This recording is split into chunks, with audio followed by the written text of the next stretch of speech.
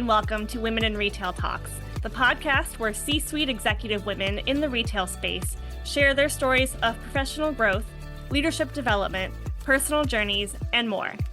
I'm Marie Albajes, Senior Editor of Women in Retail, a membership-based community of executive women at leading retailers and brands. Today, I'm joined by Sunny Jiang, the CEO and President of Eyebuydirect. Now, Eyebuydirect was really one of the pioneers of eyeglasses in the e-commerce space, and I'm so excited to talk to Sunny.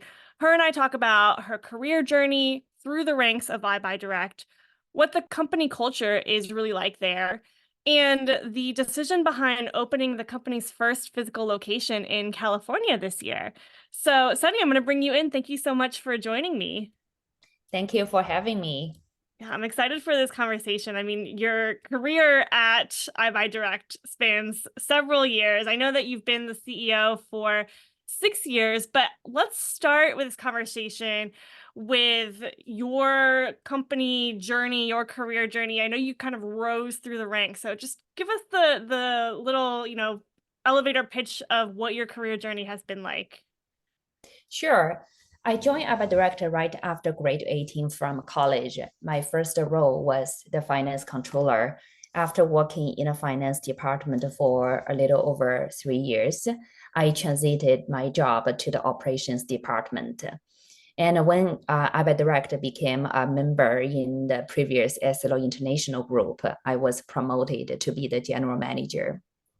Doing a lot about the general management, marketing, sales, and P&L related work.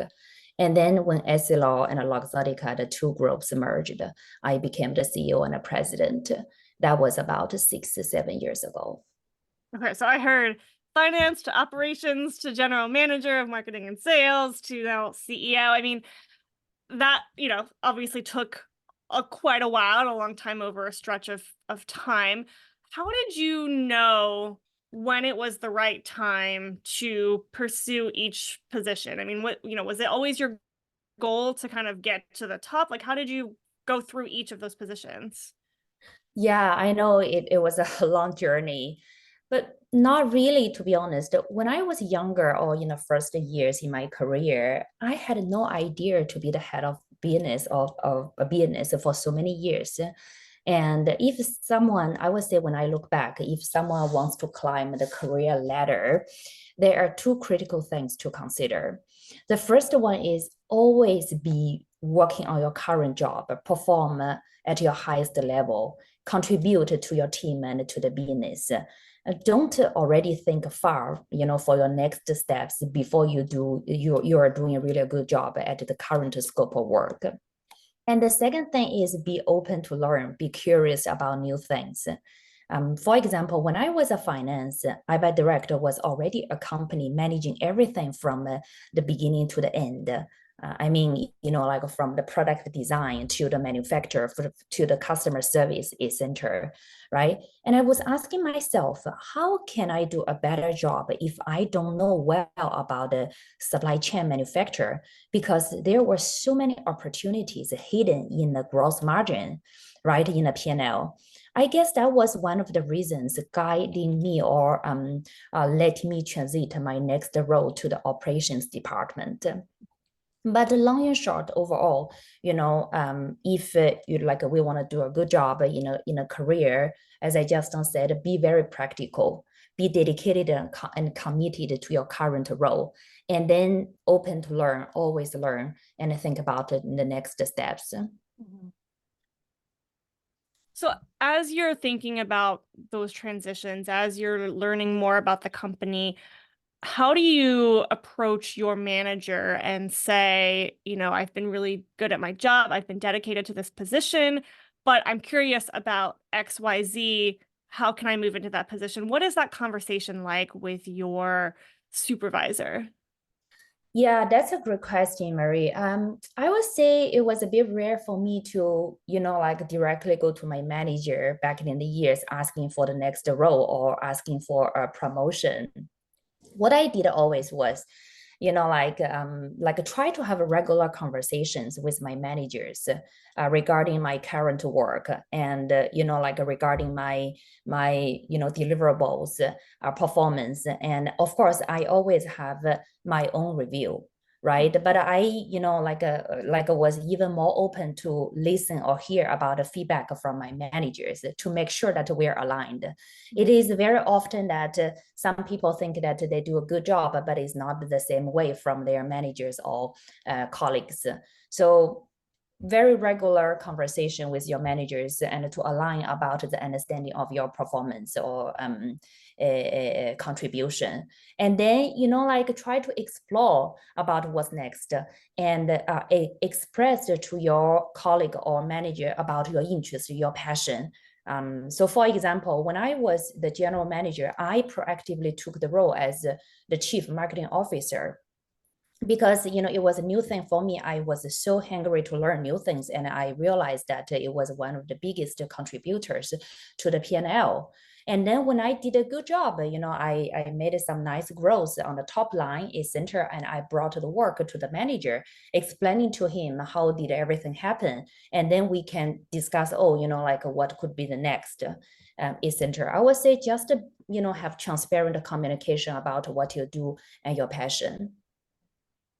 When I heard that, it also made me think of being transparent about what you do and don't know about the role. I mean, it sounds like in each role, there are probably some things that you have to grow into in the role. You don't start out, being the chief marketing officer by knowing everything there is about marketing. How do you kind of take on each role and the learning curves that come with them? So there are two things. One is your plan for yourself. Another is your explanation and communication with your peers, right? I would say to myself, every time when I enter into a new area, I would like study as much as I can from online, from the daily work, from my colleagues, and even my friends. I attended workshops at center. You have to be diligent on that because it's a new area. And then, when communicate with my managers, you are very frank. If, for example, for digital marketing, there are so many channels that you have to do. Back in 10 years ago, I didn't know much of it, right? And you have to make a study on it, and you need to have a plan, and you explain to your manager that, for example, SEO, it is a new channel that I want to start getting my hands dirty on. And but now like it seems there is limited knowledge and information for me, and I'm planning to take, I don't know, 6 months or 8 months to study, to learn about it from different perspectives. And then after half a year, as what you committed, you come back to look at your journey, and you share with your manager how much you have achieved. So through this kind of like a circle, I would say, the trust will be built up between you and you, because you do not only say something, then you forget about it. You really mean what you say, and you take actions on them. And after, at the end of the period, you bring up the results and you share with the person. So I would say this process is really honest and open and transparent. It will be appreciated by people. I love that accountability piece where, it goes back to being in regular communication with your manager about here's what I've done, here's what I still need to do, here is the feedback that I'm seeking. How am I doing? I love all of that together, and it is full circle. Yeah, exactly. So, throughout all of this, have you had mentors or sponsors or role models that have really been in your corner throughout this? I'm thinking of my father. My father is the most optimistic and warm-hearted person in the world. When I was working in the operations department, he would always tell me, Sonny, I'm also a normal person. I'm a worker in a factory. I know life can be hard for many people. Be as good to your people as you can. Sometimes a small gesture like feels nothing for you, but it can mean a lot for other people, even their families. Through these kind of conversations repeatedly, it became a major inspiration when I built up the working environment and the culture at Eyebuydirect. Yeah, that was gonna be one of my questions to you is how do you continuously create a culture where employees want to be a part of it, they appreciate what you're doing, they have a culture where they want to come to work and stay there. And it sounds like partly it's the advice from your dad. Yeah, when we mention culture, I want to first be clear that it is not one person's culture. It is not one person's way of working. Maybe some people think it should be very top down or decided by the CEO or even HR. In my view, culture is about every person in a company. So the first consideration is engagement. Always invite your people to participate in the activities and allow them to speak out their opinion, give them the opportunity to say no, like buy their thoughts about the feedbacks about the things that we didn't do well and how to improve in a future events.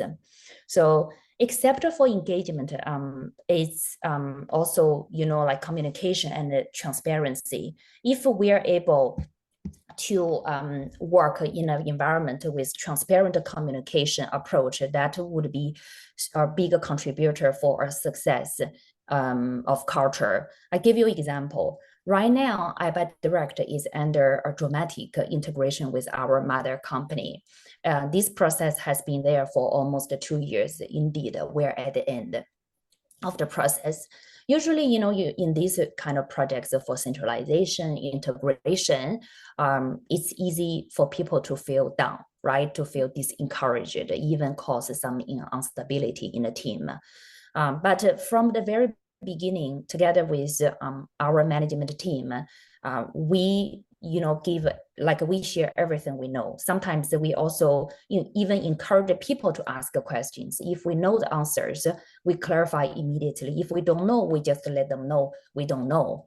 And like there are also confusions. Sometimes we have to be the tool in the middle between the company, the local team, and the central team in order to get some explanation essential, but we try the best we can and we share the steps in the middle with our people.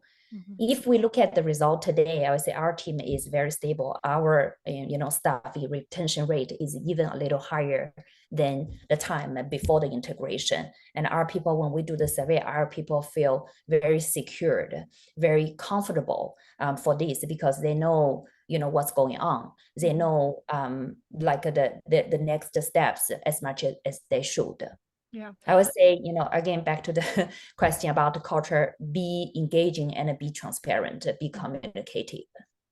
Yeah, that's great. I mean, I think there's so much power in management being willing to say, I don't know the answer, rather than give some answer that, might not be totally truthful or just might be like skating around the answer. I think there's so much power in just management being transparent, like you said, and saying, I don't know.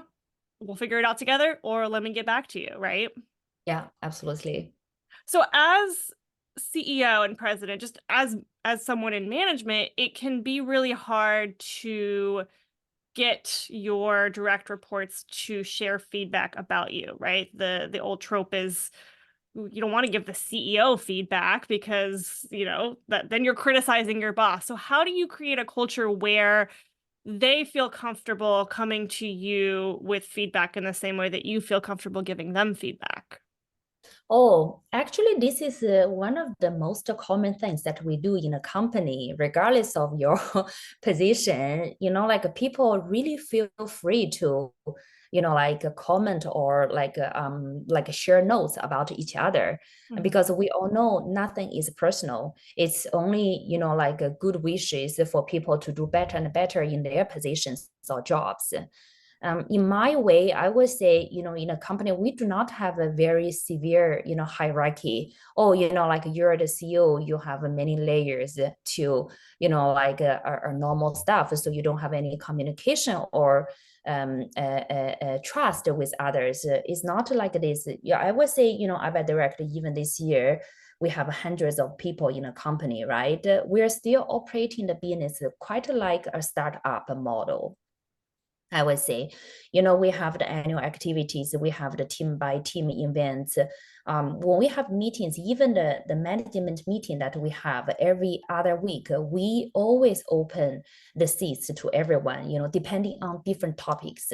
One example is that recently we have a few sessions regarding AI in a company. We let everyone know that if no matter of your position, how relevant you are to this topic, if you are passionate about technology, about AI, you are more than welcome to join and contribute to the meeting, because we are defining together about what should we do as a company regarding AI, because Eyebuydirect is almost 100% online. Everything is digitalized. Mm-hmm.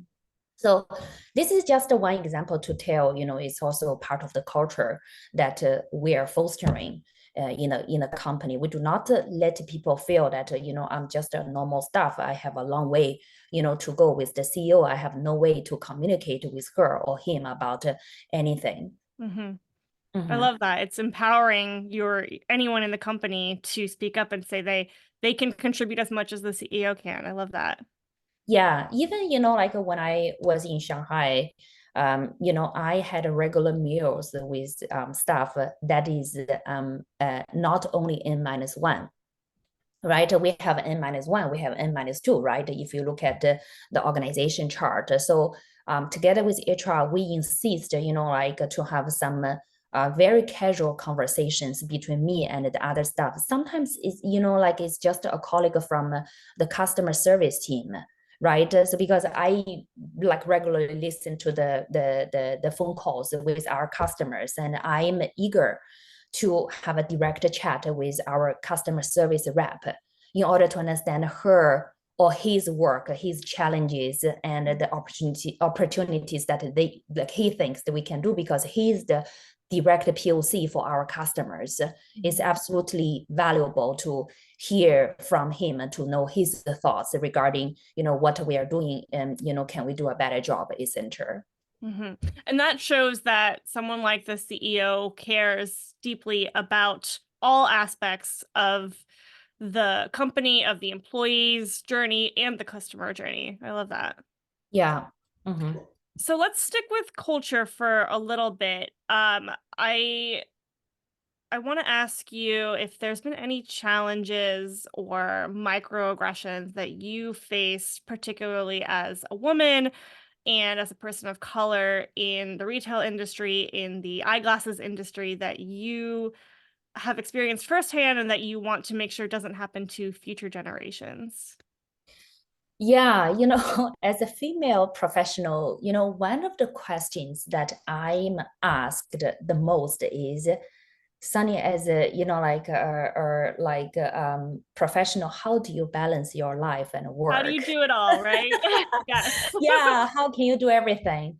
And every time I smile and I answer when we talk about balance, it should not be the question to one person. We should equally ask the same question to a man, like a male professional. How do you balance your life and work, right?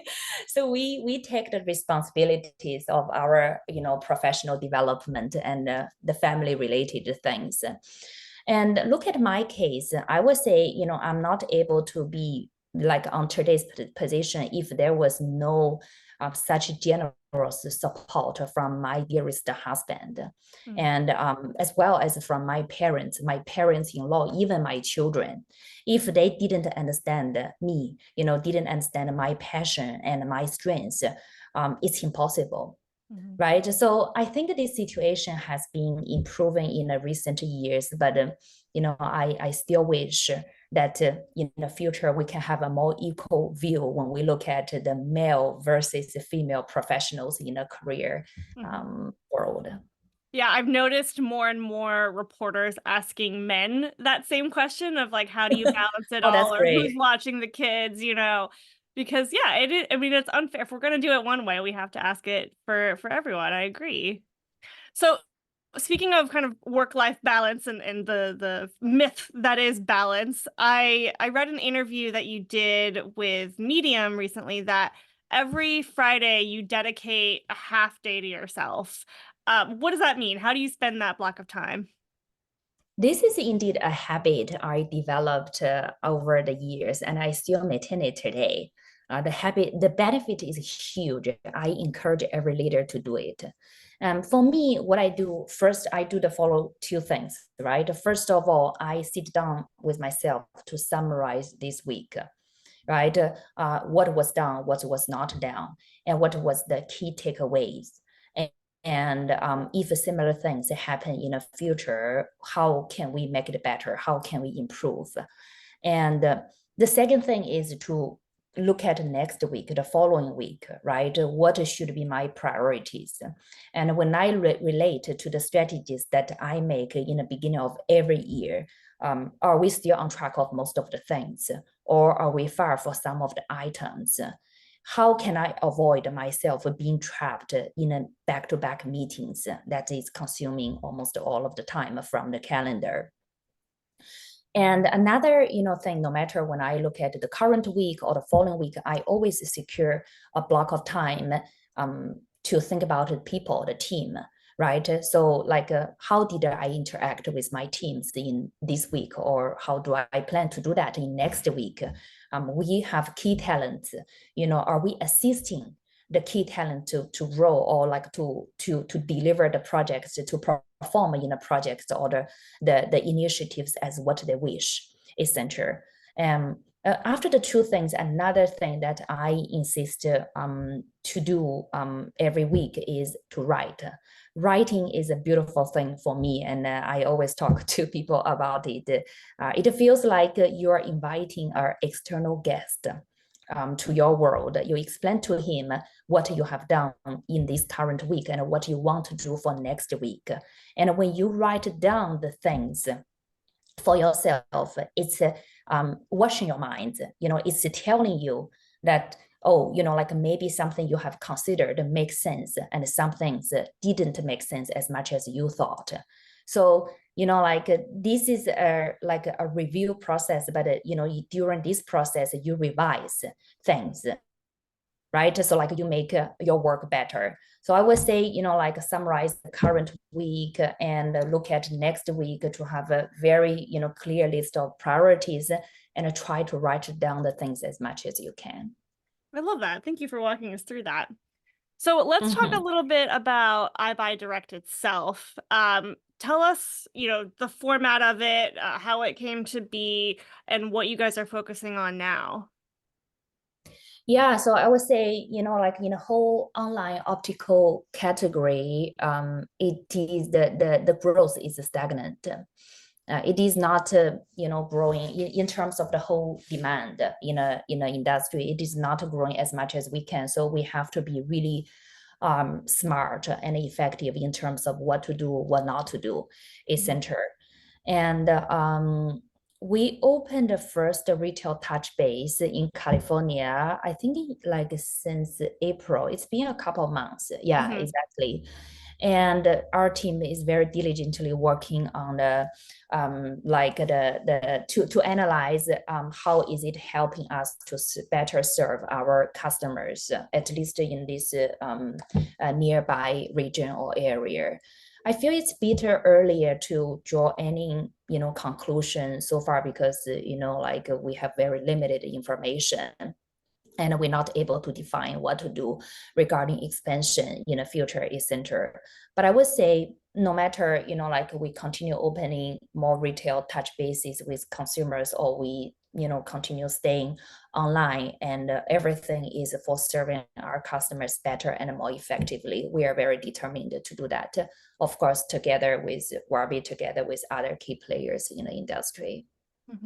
So walk me through the reasons behind, a digitally native brand like Eyebuydirect now having its first location. What were some of the biggest challenges there? Yeah, the reason is very straightforward, right? So we conduct market research studies all the time, right? And almost everywhere we learned that the customers are demanding about, cross-channel experience, right? So Eyebuydirect has been purely online since 2006. right? So like we are doing a lot of digital activities from a lot of, even not a lot of, from almost all of the digital channels as far as we can think of, right?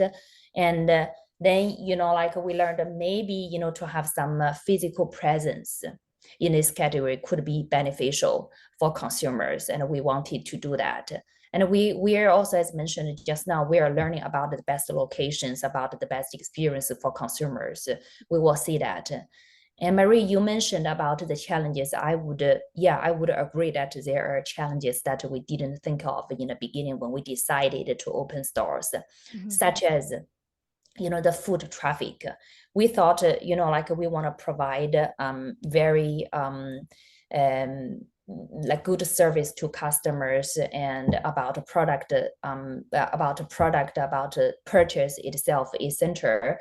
But we learned that traffic still means a lot for us. Online, we are doing a good job, right? Every day we have 200 250,000 visitors to the website. But if we wanted to have a seamless connection between offline and online, we do need the offline part to play an important role in terms of directing consumers from online to offline or from offline to online. Mm-hmm. And you mentioned at the beginning of our conversation that you're exploring AI a little bit, at least internally. Can you Yeah. tell me what that looks like? Are you using it? I mean, I feel like you guys have been using some form of AI for a long time. So can you explain like what's on the forefront for you guys in AI? Oh yeah. So like it is a very hot topic these Yeah. days, I know. So again, even about a couple of years ago, like we have developed some projects, like for I'll give you one example. We developed a platform to automatically reply customers' emails. Mhm. And we are using an internally developed system, but it was still manual in some perspectives. With the help or assistance from AI, the machine will automatically recognize the emails demand, whether it is for refund or for shipping or for purchase experience on the website.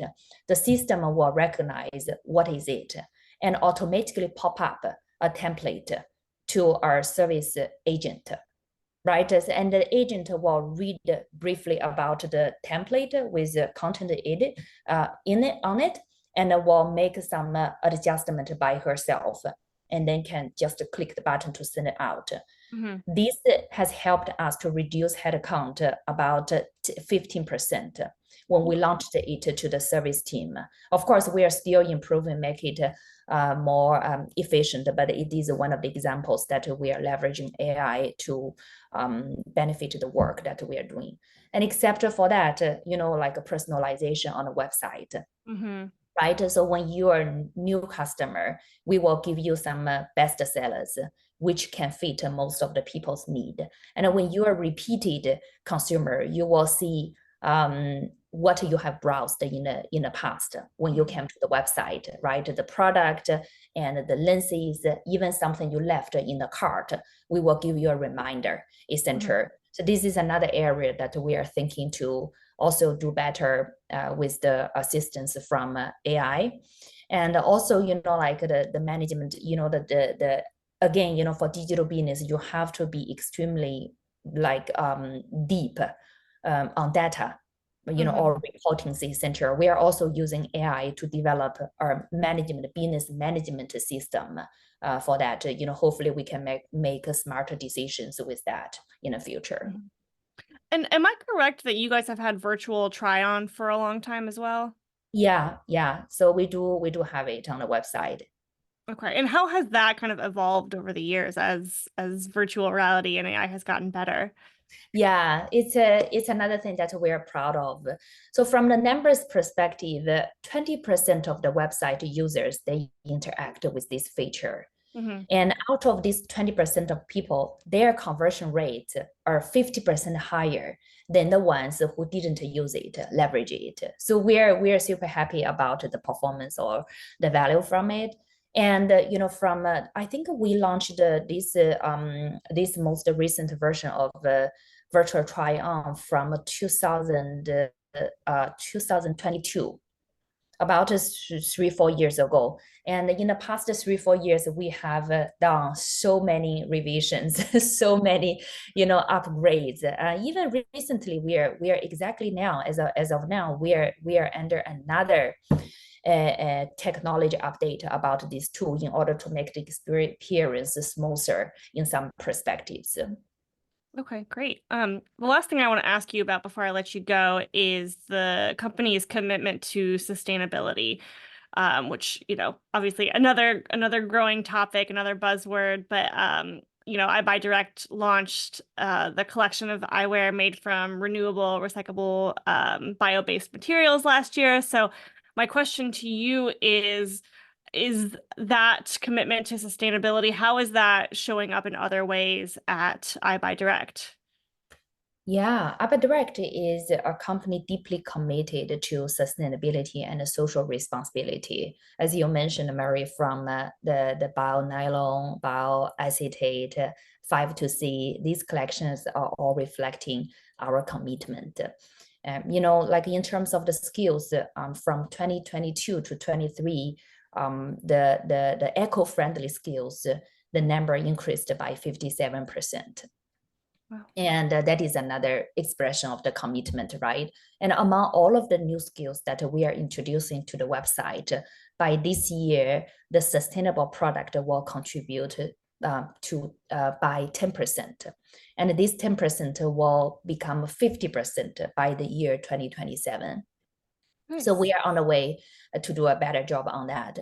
But in terms of the everyday practice, the materials, accessories that we use for the product, we want to make sure they have a lower environmental impact. Mm-hmm. And also in our e-lab for the manufacturer, for the production e-center, the waste reduction and recycling are a very important part of the daily operations. And also from the front end, the consumer or the market perspective, we consistently educate customers on the importance of sustainability and how they can contribute by choosing eco-friendly products. I love that.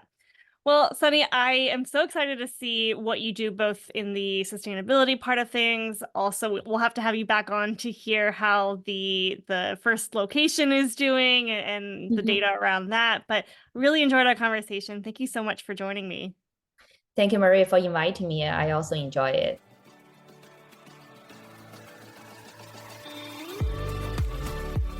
Thanks for listening. For more information on this podcast, please go to womeninretail.com/podcasts for show notes. Women in Retail Talks is available on Apple Podcasts, Google Podcasts, Stitcher, and Spotify. Make sure to subscribe on our podcast channel page as well.